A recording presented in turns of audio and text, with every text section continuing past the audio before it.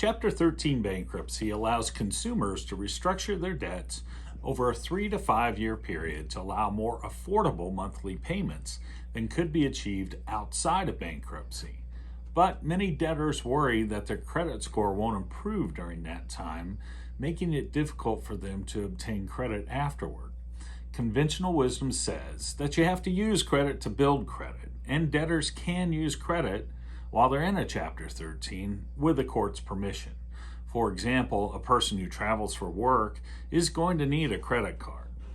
A debtor's credit score will improve during a Chapter 13 if those credit card payments are made on time.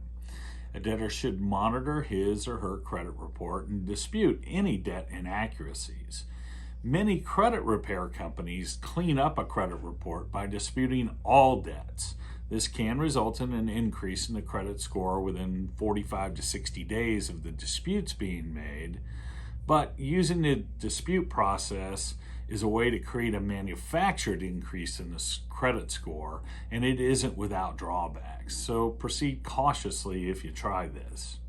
Another way a debtor can increase a credit score during a Chapter 13 bankruptcy is to stay current with all cell phone, internet, utility, and streaming service providers and ask them to report that payment information to the credit bureaus.